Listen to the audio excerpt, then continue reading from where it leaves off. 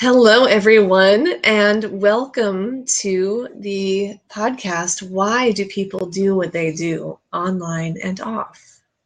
I'm Rachel Alexandria. And I'm Tracey Warren.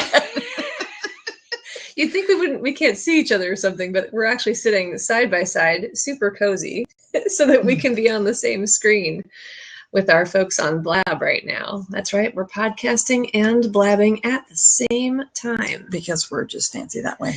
We are. Cash Crunch Games. Yeah. Hello, welcome. Yeah. So we're mostly going to be talking for a bit, and then we're going to invite people to join us in a little while. So tell us about our topic today, Tracey. This was your idea. Well, it was my idea. I was chatting with a friend this morning about she's getting ready to launch something, and she's launching in a couple of weeks. And she was like, yeah, most people won't sign up till the last couple of days anyway. And so then I was like, okay, what the heck is that about? Why won't people commit? And whether you talk to them in person, whether you're inviting them on Facebook, well, and then you mentioned like sometimes people will say yes, and then they change their response to a no, and you have no idea what that's about. Yeah. I've done it. Well, I usually say something if I do it. I don't just ghost out, but yeah, I've done it. Ghost out. Ghost out. Ghost out. Ghost out. So, and I'm also curious, we're both in Seattle, if this is mostly a Pacific Northwest phenomenon, or if the art of the classy RSVP is just lost anymore. So we'll be taking thoughts and questions about that later, but right now we're just going to pontificate for a bit about why do people have such a hard time committing online and offline? You know, why are people always, I mean, I'm thinking specifically about evites and Facebook events, like the online RSVP, or even, you know, email RSVPs or whatever. I have less of a problem with that in person. So I guess that would be interesting to talk about. Yeah. Well, and I know for me, one of the things, like if it's a Sunday, it's always a no. Well, that's just a no, though. That's a no. It's not a non-commit. I do. Yeah, you're right. That's just a boundary. It's also for me, if I get 2 days notice, it's also always a no. Unless it's somebody, well, because I feel like right now people wait till the last minute to ask. They're like, oh, wait, I forgot to tell everybody I have this event in 2 days. I'm like, huge party. And then, oh gosh, nobody came. I wonder why. I'm like, because you freaking gave us 2 days notice. That's why. And I know that people don't even call back when you leave a message. You are absolutely right. Oh, so frustrating. And I know that, you know, FOMO was a big thing, that fear of missing out. Like if I commit to this. That does make me say maybe more often than, it's honestly, and I'm going to give myself kind of an excuse, which, you know, I know excuses are kind of BS, but this is my reason. I've lived in Seattle for so long, and it's such a typical habit that I feel like I have permission to do this. Like I'll say maybe to stuff. I'll say, well, I might want to come. It depends on how I'm feeling on the day. And that's why I'll maybe on events. Yeah. And then as it gets close, honestly, I am like a 50% yes, 50% no chances. Whereas I think a lot of people, like when I was running events and I would see maybes, I think possibly twice out of every maybe I ever saw did someone actually come. Yeah.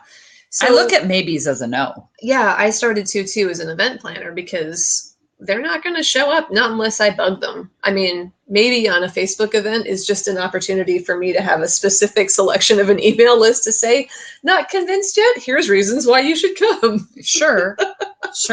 But maybe usually means no. So why do people say maybe when they mean no? That's actually a better question. That is a better question. Why do people? Well, I know for me, it's sometimes I don't know, right? Like they plan it far enough ahead.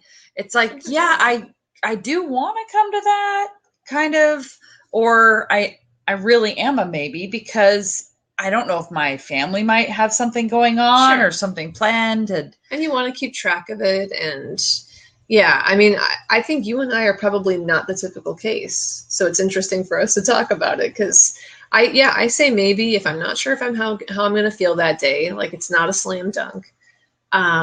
Or yeah, if there's something where I think that I'm free, but there's a tentative plan pending with someone. Mm-hmm. And so I say maybe in order to keep it on my radar Mm-hmm. because I want to respond. If I really just don't want to go or I'm a no, well, on a Facebook event, for example, I just won't post anything. I'll just ignore the event. Right. So I'll click no and hit ignore. If there's something specific going on where I want to, like it's like I care about the host, yeah, I will send them a private message, but I will never post on the wall. Because as soon as you post on the wall, then everyone else is like, oh yeah, that's right. I have something too. And then it's like this waterfall. And so, no, that's just me. If I've got something going on, I'll send them it's because of respect. What do you mean by that? Like Oh, Tracey's reading comments on. I'm reading the comments. We should say that one. Oh yeah, since we're on podcast. Global Multipods wrote it's because of respect, maybe. Yeah, tell us more, Global. What you mean by that? What is because of respect? Because I think what we're talking about here is, I imagine the reason that you brought this up. I think you and I were raised with similar values in our families. Like when someone asks for an RSVP, you give them a committed RSVP. And if it has to be maybe, then you let them know, the host know personally, like I'm waiting to figure out this, I'll get back to you. And then you make sure you actually follow up in enough time for them to cancel the food order or whatever it is that they're planning on. Well, I know I plan events too. And I've recently had, I had an event where I had 9 people coming in. Because I had 9 people coming in a room where I really wanted 10, I stopped advertising. I stopped marketing it. I stopped asking people to come. And then I had 4 people cancel at the last minute. Oh. And I actually used it as an opportunity, a teaching opportunity, because in this particular instance, 3 of the people who canceled last minute said, well, I had a client call me and I'm like, you know what? When you drop appointments for clients, that's not good business. Yeah, agreed. I have used that reason before, although not usually last minute. And if I've said it last minute, that might have just been a way of preserving the host's feelings when really what I want to say is, I just didn't feel like coming. I'm nothing if I'm not honest. I mean, well, at least here. Well, and what Global just said was sometimes it's hard to say no directly in some cultures. And I think almost in all cultures, I mean, I think about women, we have to be reminded that no is a complete sentence. Right. That there doesn't have to be, I mean, I remember once I was having a party and somebody said, no, I can't come. I'm cleaning the garage. Then I felt like, wow, seriously? I must be super important. I didn't beat cleaning the garage. That sucks. I have to wash my hair. Right? There's actually a scripture that says, let your yes be yes and your no be no. Like with more words don't help. Just yes or no. I'm sorry, I can't make it. I'm sorry, I can't make it is a great way to say something. And people can just assume whatever they want to assume. I wonder, so my suspicion with what Global is saying on the blab here about sometimes in some cultures, it's hard to say a direct no. I think in Western culture, that's not a cultural moray. It's not a societal norm. It's more how we've evolved to be afraid of conflict. But I don't think it's an actual culture where you're just actually not supposed to say no.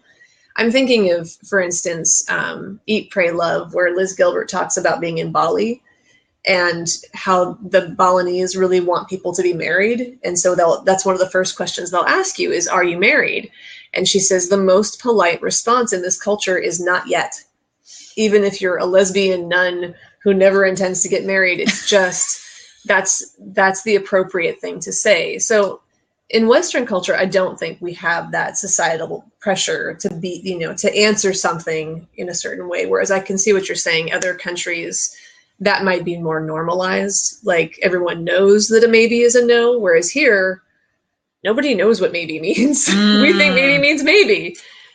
Well, and the thought is occurring to me right now that we said our names, Yes. but we didn't introduce ourselves at We the could do beginning that.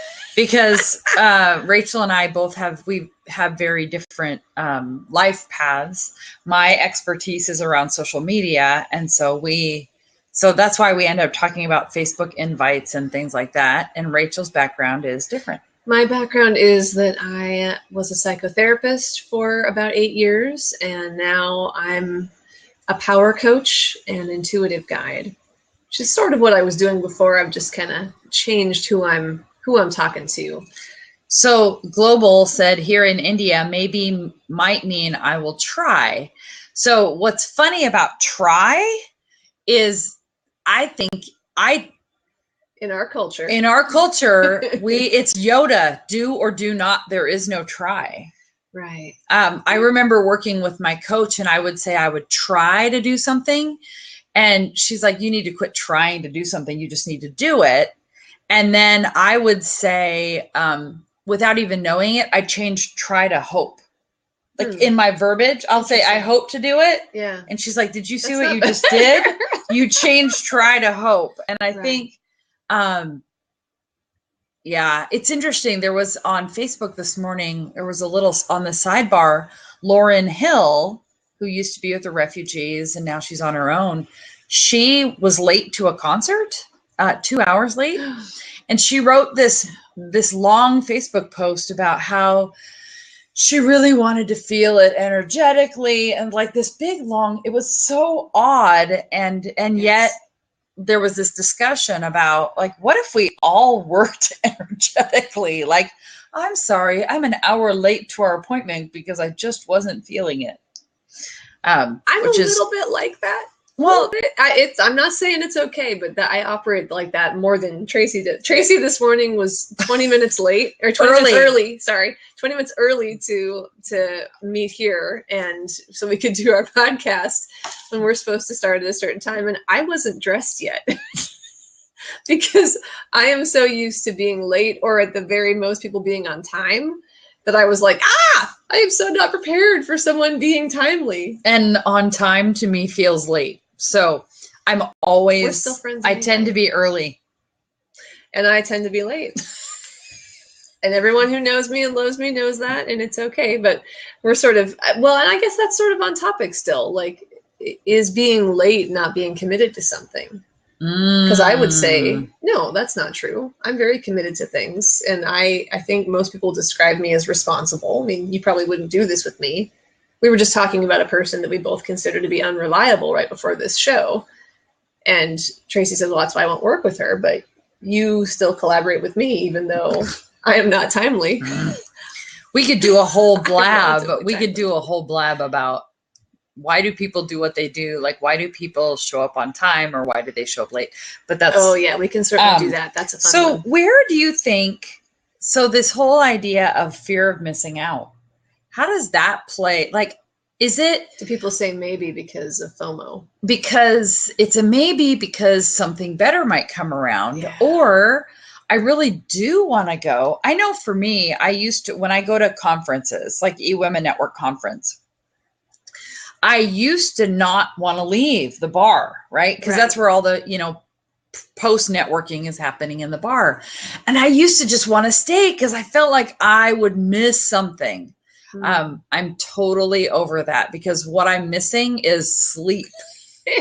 And if something amazing happens while I'm not there, that's okay. But I do think, well, and I realized too, like, my days are so action-packed, not busy. Did you see? I'm changing that word around to my days are so action-packed that sometimes it's just, I'm exhausted and I won't show up well. Yeah. Right? Like if I try to go to an event on a Friday night, I'm toast. Yeah. Because it's been a jam-packed week. And so I would rather not go than go and be crabby or not myself. Mm-hmm. Like, I won't enjoy it. And frankly, people won't enjoy being around me. So what you're saying now is, it sounds like you've learned how to be more responsive with your commitments because you can anticipate how much energy you're going to have. Yeah, a little bit.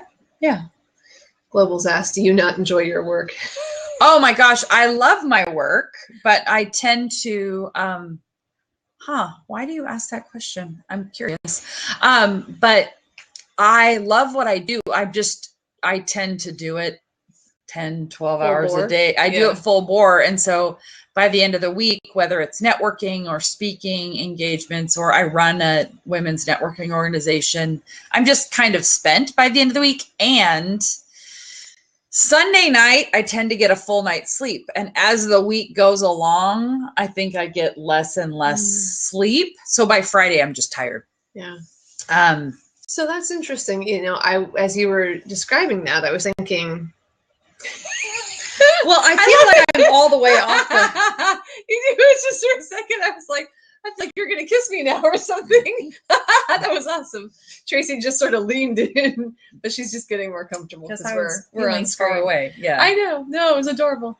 What I was noticing as you were talking about that is that the maybe, like I always say yes to something I'm 100% that I know I want to do. Yes. So maybe for me means I may or may not. I mean, maybe this is obvious, but it's actually a sign of me not being 100% sure I'm interested. Yep, I agree. And so if it's a yes, I'm always a yes. I mean, if it's a yes, I'm going to put yes.